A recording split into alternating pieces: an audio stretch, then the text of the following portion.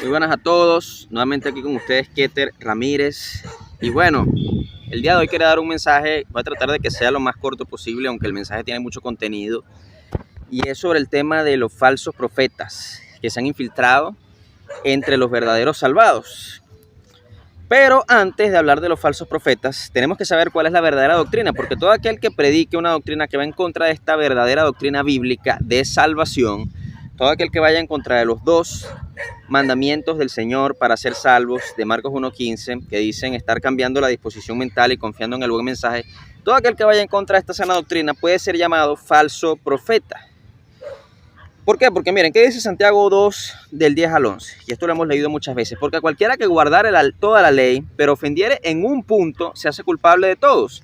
Porque el que dijo no cometerás adulterio también ha dicho no matarás. Ahora bien, si no cometes adulterio pero matas, ya te has hecho transgresor de la ley. Quiero repetir esto porque a muchas personas no les queda claro y siguen en la ambigüedad sobre el evangelio, aunque esa ambigüedad no existe, sino que es una ambigüedad que se han inventado ellos mismos al no entender al 100% el evangelio. Santiago 2 del 10 al 11, porque cualquiera que guardare toda la ley, pero ofendiera en un punto, se hace culpable de todos. Porque el que dijo no cometerás adulterio también ha dicho no matarás. Ahora bien, si no cometes adulterio pero matas, ya te has hecho transgresor de la ley. Esto no se trata de que hay personas que prefieren un pecado que otro y persisten en ese pecado pero dejaron los demás. Esto se trata de que cualquier error, por más mínimo que sea ante tus ojos, es un pecado ante Dios. Y si tú, por ejemplo, dices una mentirita piadosa, que eso no existe mentirita piadosa, pero un modo de decir aquellas mentiras que las personas no consideran graves o que son bien intencionadas según ellos, ante Dios es lo mismo que si tú hubieses matado, que si tú hubieses cometido inmoralidad sexual, que si tú hubieses tenido envidia, que si tú hubieses blasfemado, es lo mismo. Es como que hubieras roto todos los mandamientos el hecho de que hayas dicho lo que tú consideras una mentirita piadosa. ¿Por qué? Porque el problema está en la desobediencia del ser humano a Dios. Cualquier tipo de desobediencia del ser humano a Dios es pecado, y es un pecado que ya te hace condenable, y es un pecado que en Ezequiel 18:4 dice: he aquí todas las almas son mías, tanto el alma del Padre como el alma del Hijo es mía. El alma que pecare, esa morirá. Eso lo dijo Dios Padre. Y el pecado es cualquier desobediencia a Dios, sea que tú la veas grande o chica, para Dios todas son iguales, porque es la desobediencia de un mortal hacia el único Dios supremo y verdadero. Entonces es pecado y merece la condenación, que viene siendo la muerte del alma, lo cual se traduce en una eternidad sin Dios para siempre y alejado de la presencia y la gloria divina. Entonces tienes que entender que esa es la muerte del alma, lo que viene siendo el infierno y posteriormente el lago de fuego eternamente separado de Dios en el tormento eterno. Ahora, ¿cuáles son las dos demandas de Marcos 1:15? Estar cambiando la disposición mental y confiando en el buen mensaje. ¿A qué se refiere con cambiar la disposición mental? Erróneamente esto se ha traducido como arrepentimiento. Arrepentíos y creed el evangelio. Ahora, no es arrepentimiento, porque la palabra en griego es metanoia, cambio de mente, cambio de disposición mental, metamorfosis mental. ¿Y qué quiere decir esto? ¿A qué se refiere esto? ¿A dejar de pecar? No, no se refiere a dejar de pecar, se refiere a reconocerte a ti mismo como un pecador que no puede dejar de pecar hasta el día que muera o hasta el día que sea transformado, cuando el Señor Jesucristo venga a arrebatar a su pueblo. Si es que formas parte de su pueblo y eres arrebatado y transformado, entonces también dejarás de pecar. Pero tiene que pasar una u otra cosa: o que te bajes en el arrebatamiento de la iglesia, algo que los cristianos evangélicos conocen muy bien este concepto, crean en él o no, o mueres y tu alma, si moriste en Cristo, va al cielo y entonces ya no vas a pecar nunca más. Y cuando ocurre la resurrección de los muertos, vas a resucitar con un cuerpo perfecto, transfigurado, a imagen y semejanza del Hijo de Dios, y no vas a pecar más. Pero si ni ha ocurrido el arrebatamiento, ni has partido de este mundo a través de la muerte, así tú te hayas convertido, si tú ames a Cristo, tú quieras vivir en santidad, guardarte, lo que sea, siempre vas a pecar, sea que tú veas ese pecado como grande o como chico, vas a pecar. ¿Y qué es lo que leímos ahorita en Santiago? Que si rompes la ley en un punto, la rompes toda. Eso quiere decir que la metanoia, el cambio de disposición mental, que es el primer mandamiento de Dios para salvación, es reconocerte como pecador, no es dejar de pecar, porque no podrías, así tengas toda la intención sana y correcta y buena del mundo, no podrías dejar de pecar. Puedes sí controlar tu cuerpo lo más al máximo para pecar lo menos posible. Eso sí se puede hacer. Requiere de mucha disciplina con la oración, con el ayuno, con la palabra, con persistir en clamar a Dios por misericordia para soportar las tentaciones y alejarte tú mismo de las tentaciones, pero en algún punto vas a pecar y eso te hace que tengas que reconocerte como un pecador, como un primer mandamiento para ser salvo. Y el segundo es estar confiando en el buen mensaje, que traducido, esto sí fue traducido correctamente y es creer el evangelio, y se refiere a creer el hecho de que Cristo Jesús vino al mundo en carne y murió por los pecados pasados, presentes y futuros. Murió una vez y para siempre por todos, Y si la paga del pecado, como dice Ezequiel 18:4, es la muerte, ya tú no tendrás que morir porque Él en tu lugar murió por todos tus pecados, los que cometiste, los que cometes diariamente y los que vas a cometer pero no has cometido, porque Él sabe todo, Él ve el futuro, Él tiene una visión de todo lo que va a pasar durante toda la eternidad y Él sabe en qué cosas ibas a fallar y murió también por esos pecados. Por lo tanto, no hay ningún pecado que tú puedas cometer por el que tú puedas morir si tú crees en esto, si tú crees en estas dos demandas y las cumples. Entonces, todo aquel que se llame profeta, pero vaya en contra de esta doctrina, que te dé una doctrina ambigua e incompleta, es un falso profeta. Por eso en 1 Timoteo 4:16 dice, ten cuidado de ti mismo y de la doctrina. Persiste en ello, pues haciendo esto te salvarás a ti mismo y a los que te oyeren. Esta palabra me la puso una persona en mi video anterior que lo fuera y lo leyera. Yo le digo a la persona, pero ¿para qué yo voy a, parafraseando, para qué yo voy a leer eso? O sea, yo lo he leído muchas veces. Más bien háblame claro y... O sea, ¿qué es lo que quieres decir? Y lo hablamos. O sea, porque yo siempre hablo claro en los videos, yo siempre les digo la doctrina claramente. Entonces hay gente que viene y me comenta y me pone, léete tal versículo, pero ¿para qué? O sea, a ustedes les parece, y no lo digo por presumir, pero a ustedes les parece que a mí me hace falta leer un versículo. O sea, yo puedo indagar en un versículo, pero no creen que yo haya leído la Biblia completa, no una, sino muchas veces. Esta persona, y lo digo porque esta persona me comentó para criticarme, obviamente para criticarme, porque no entiende la doctrina que yo predico. Entonces me pone esto. Obviamente hay que tener cuidado de uno y de la doctrina y persistir en la sana doctrina, pues haciendo eso te salvarás a ti mismo y a los que te oyeren. ¿Por qué? Bueno, Timoteo ya era salvo, pero prácticamente esto es una palabra para cualquiera que esté llevando el mensaje evangelístico. Si tú quieres evangelizar, tú tienes que saber primero y comprobar que tú eres salvo, y a través de las dos demandas de Marcos 1:15, tú sabes que tú eres salvo.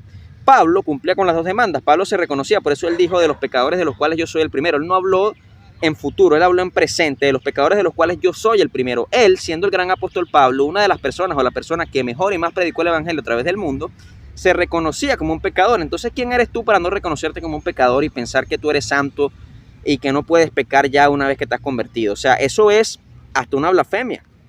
Es totalmente antibíblico, porque si el mismo apóstol Pablo se consideraba un pecador, entonces él cumplía con la primera demanda y la segunda demanda también la cumplía, porque él fue el que expuso el evangelio. Y entonces él dijo que Cristo Jesús vino y murió por los pecados y después resucitó y se apareció a los discípulos y por último se le apareció a él como un abortivo, etc. Entonces él cumplía con las dos demandas de Marcos 1:15 porque él predicaba esto.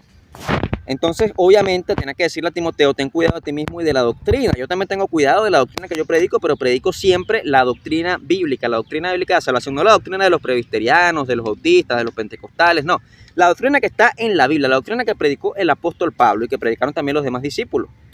Entonces, ¿por qué hay falsos profetas? ¿Cómo identificar un falso profeta? Bueno, vamos a Mateo 7, el 21 al 23, que esa persona también me lo dijo que lo leyera y lo entendió mal. Y dijo a esa persona en el comentario que es que hay personas que perdieron su salvación y esta palabra lo dice. Obviamente no quiso decir esto la Biblia, que una persona perdió la salvación, sino que yo le dije que esas personas nunca fueron salvas, no es que perdieron su salvación. Y dice aquí, no todo el que me dice Señor, Señor entrará en el reino de los cielos, sino el que hace la voluntad de mi Padre que está en los cielos. Muchos me dirán aquel día, Señor, Señor, no profetizamos en tu nombre. Mira, profetizamos.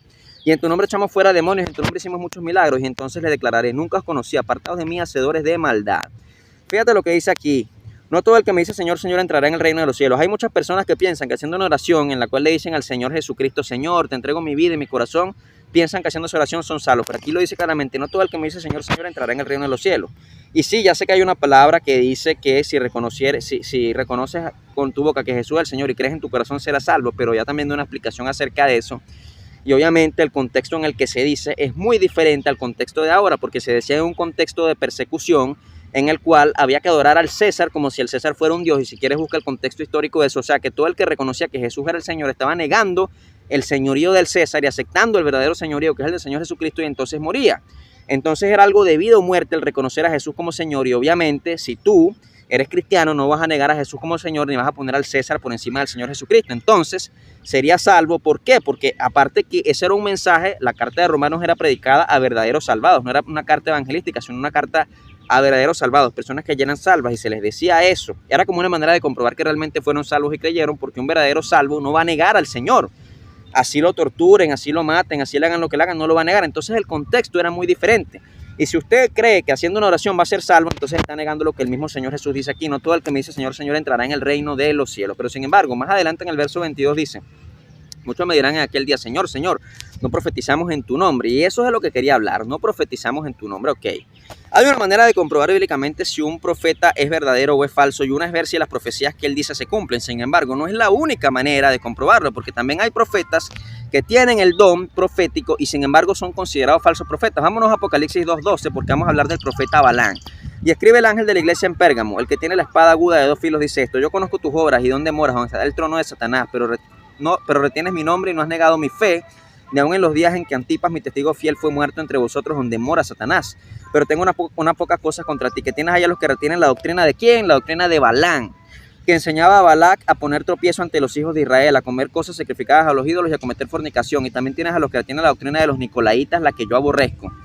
Por lo tanto, arrepiéntete. Bueno, en el original dice, por lo tanto, cambia tu disposición mental, pues si no vendré a ti pronto y pelearé contra ellos con la espada de mi boca. El que tiene oído oiga lo que el Espíritu dice a las iglesias. El que venciere daré a comer del maná escondido y le daré una piedrecita blanca, y en la piedrecita escrito un nombre nuevo, el cual ninguno conoce sino aquel que lo recibe. Aquí habló del profeta Balaam. Y también, bueno, miren, antes que nada quería decir que sí es cierto que el ministerio profético no está vigente hoy como lo estaba en la iglesia primitiva, pero si hay personas que pueden tener el don. Una cosa es tener el don, una cosa es tener el ministerio. Ahora, ¿qué dice Hechos 2:17? Y en los postreros días, dice Dios, derramaré mi espíritu sobre toda carne, y vuestros hijos y vuestras hijas profetizarán, vuestros jóvenes verán visiones y vuestros ancianos soñarán sueños. Entonces sí pueden haber personas que tengan el don y que Dios les revele algo, pero eso no significa que tengan el ministerio profético. Y otra cosa, tampoco significa que sean salvas unas personas que tengan eso. ¿Por qué? Porque también Balaam tenía el don profético, y Balaam era un falso profeta considerado por Cristo, o sea, estaba negando su ministerio profético al llamarlo falso profeta, y aparte de eso, tenía el don, porque era que Dios le hablaba, no era que él se inventaba que Dios le hablaba, sino que realmente Dios le hablaba. Así que tampoco quiere decir que tú eres salvo porque tengas el don. Vamos a 2 de Pedro 2, pero hubo también, 2 de Pedro 1, ¿qué digo? Pero hubo también falsos profetas entre el pueblo, como habrá entre vosotros falsos maestros que introducirán encubiertamente herejías destructoras y aún negarán al Señor que los rescató. Que los rescató, no que los salvó, fíjate, que los rescató, atrayendo sobre sí mismo destrucción repentina, y muchos seguirán sus disoluciones, por causa de los cuales el camino de la verdad será blasfemado, y por avaricia harán mercadería de vosotros con palabras fingidas. Sobre los tales ya de largo tiempo la condenación no se tarda y su perdición no se duerme. O sea, la condenación no se tarda, quiere decir que nunca fueron salvos, no quiere decir que él rescató es que lo salvó. El rescató puede ser alguna muestra de amor que Dios hizo sobre esa persona cuando esa persona estaba en el llamado, porque sí, en el llamado también Dios hace muestras de amor. Pero ahora vámonos al versículo 15. Han dejado el camino recto y se han extraviado siguiendo el camino de Balaam, hijo de Beor, el cual amó el premio de la maldad y fue reprendido por su iniquidad, pues una muda bestia de carga, hablando con voz de hombre, refrenó la locura del profeta. Aquí Pedro habla del falso profeta Balaam. El Señor Jesucristo habló en Apocalipsis, ahora Pedro también lo habla en la carta de Pedro. Pero vamos a leer un poco la historia de Balaam, aunque no toda, porque es un poco larga, el video será demasiado largo, pero vamos a ir a Números 22 para hablar sobre Balaam. Partieron los hijos de Israel y acamparon en los campos de Moab junto al Jordán frente a Jericó, y vio Balac, hijo de Zippor, todo lo que Israel había hecho al amorreo, y Moab tuvo gran temor a causa del pueblo, porque era mucho, y se angustió Moab a causa de los hijos de Israel, y dijo a Moab, a los ancianos de Madián: ahora lamerá esta gente todos nuestros contornos, como lame el buey la grama del campo. Y Balac, hijo de Zippor, era entonces rey de Moab. Por tanto envió mensajeros a Balaam, hijo de Beor, en Petor, que está junto al río, en la tierra de los hijos de su pueblo, para que lo llamasen diciendo: un pueblo ha salido de Egipto y aquí cubre la faz de la tierra y habita delante de mí. Ven pues ahora, te ruego, maldíceme a este pueblo, porque es más fuerte que yo. Quizás pueda herirlo y echarlo de la tierra, pues yo sé que el que tú bendigas será bendito y el que tú maldigas será maldito. Entonces, bueno, fueron los ancianos, hablaron con él y tal. Y entonces el Señor le pregunta a Balaam y le dijo en el verso 9: ¿qué valores son estos que están contigo? Y Balaam respondió a Dios: Balac, hijo de Zippor, rey de Moab, he enviado a decirme: he aquí este pueblo que ha salido de Egipto cubre la faz de la tierra. Ven pues ahora y maldícemelo. Quizá podré pelear contra él y echarlo. Entonces dijo a Balaam: no vayas con ellos ni maldigas al pueblo, porque bendito es. Así Balaam se levantó por la mañana y le dijo a los príncipes de Balac: volveos a vuestra tierra, porque Jehová no me quiere dejar ir con vosotros. Y los príncipes de Moab se levantaron, vinieron a Balac y dijeron a Balaam: no quiso venir con nosotros. Mira, el Señor le hablaba a este hombre. Eso quiere decir que no era un falso profeta por el hecho de que Dios no le hablaba. Era un falso profeta por el hecho de sus intenciones. Ya vamos a hablar de esas intenciones más adelante. Pero es para que tengan en cuenta eso. El hecho de que a ti Dios te dé profecía no quiere decir que tú seas salvo. Volviendo a lo de Mateo 7. No todo el que me dice Señor, Señor entrará en los cielos. En aquel día muchos me dirán: Señor, en tu nombre profetizamos, echamos fuera demonios y hicimos muchos milagros. El que tú profetices, porque Cristo no les dijo a ellos: no, tu profecía era falsa, no era yo el que te hablé. No, Cristo les dijo: apartados de mí, nunca os conocí. Ese conocer es cuando eres sellado con el Espíritu Santo, al haber cumplido las dos demandas de Marcos 1:15, estar cambiando la disposición mental y confiando en el buen mensaje. Ya hay un video que hablé sobre que hay tres manifestaciones del Espíritu Santo. Una es que el Espíritu Santo esté contigo, como el Señor le dijo a los apóstoles, les dijo en Juan 14, que el Espíritu está con ustedes y estará en ustedes. Quiere decir que antes de que Jesús fuera a la cruz y los hiciera salvos, el Espíritu Santo estaba con ellos, mas no estaba dentro de ellos. Entonces esa es una manifestación, que esté contigo, a tu lado, guiándote. Otra es la llenura, también hemos hablado de la llenura del Espíritu Santo, y otra es el sello del Espíritu Santo. El que verdaderamente te confirma que eres salvo es el sello. Pero volvamos otra vez a números. Vamos con el verso 15. Volvió Balac a enviar otra vez más príncipes y más honorables que los otros, los cuales vinieron a Balac y le dijeron: así dice Balac, hijo de Zippor, te ruego que no dejes de venir a mí, porque sin duda te honraré mucho y haré todo lo que me digas. Ven pues ahora, maldíceme este pueblo. Y Balac respondió a los siervos de Balac: aunque Balac me diese su casa llena de plata y oro, no puedo traspasar la palabra de Jehová, mi Dios, para hacer cosas chicas ni grandes. Os ruego por tanto ahora que reposéis aquí esta noche, para que yo sepa qué me vuelve a decir Jehová. Y entonces el hombre le volvió a preguntar otra vez lo mismo. Y ustedes saben la historia, Dios se enojó, pero lo dejó que fuera. Y entonces después en el camino el asna le habló, pero no fue porque los animales hablan, sino que el ángel de Jehová hizo que hablara. Y entonces, bueno, casi muere por el ángel de Jehová, pero el ángel de Jehová se puso, verso 24, en una senda de viñas que tenía una pared de un lado y pared al otro. Y viendo el asna, el ángel de Jehová se pegó a la pared. Y entonces, bueno, sabemos que el asna lo salvó y todo lo demás. Y entonces él fue, para resumir la historia, con Balac. Y entonces Balac, el rey, quería que él maldijese al pueblo de Israel, pero no pudo maldecirlo, sino que lo que Dios le decía que dijera, eso era lo que él decía, y lo que dijo fue palabras de bendición. No las voy a decir aquí ahora, pero incluso hay una profecía mesiánica que este profeta Balaam dijo sobre Jesucristo. Y habló en contra de Amalek y todas esas cosas, porque era la palabra de Jehová. Entonces Jehová lo utilizaba. Y Jehová puede utilizar a cualquier persona, tenga buenas o malas intenciones, mientras que sea la voluntad de Jehová utilizar a esa persona, como utilizó al rey Nabucodonosor en su tiempo, como utilizó incluso al faraón de la época de José, y como puede utilizar a quien él quiera, sea bueno, sea malo, sea que lo apoye o no lo apoye, sea que lo ame o no. Dios puede utilizar a quien él quiera.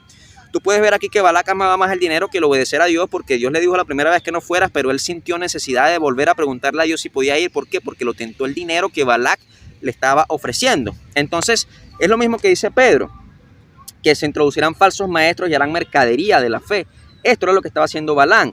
Y entonces al final Balaam le terminó aconsejando a Balac que hiciera que Israel pecara a través de la fornicación y de los ídolos. Y entonces cuando Israel pecó, bueno, vino el juicio de Dios sobre el pueblo de Israel, sobre los que cometieron tal pecado, pero fue porque Balaam sabía lo que era el punto débil de un pueblo santo y justo, que era hacer enojar al Dios que los protegía, y entonces le dio el consejo a Balac.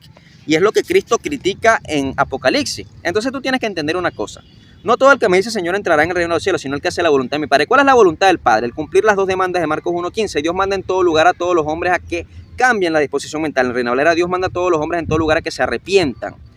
Esa es la primera voluntad. Y la segunda, cuando los judíos le preguntan al Señor ¿cuáles son las obras de Dios? Él le dice, esta es la obra de Dios, que creáis en el que Él ha enviado. ¿Quién es el que Él ha enviado? Jesús. ¿Y cuál es el mensaje de Jesús? Bueno, ustedes saben cuál es el mensaje de Jesús. Yo voy a morir por los pecados de ustedes en su lugar y los voy a salvar. Y si creen en mí, esto se activa. El que cree es el que salva. El que no cree ya ha sido condenado porque no ha creído en el unigénito Hijo de Dios. Entonces, si tú crees en Jesús, tienes que creer en su mensaje y creerlo completamente.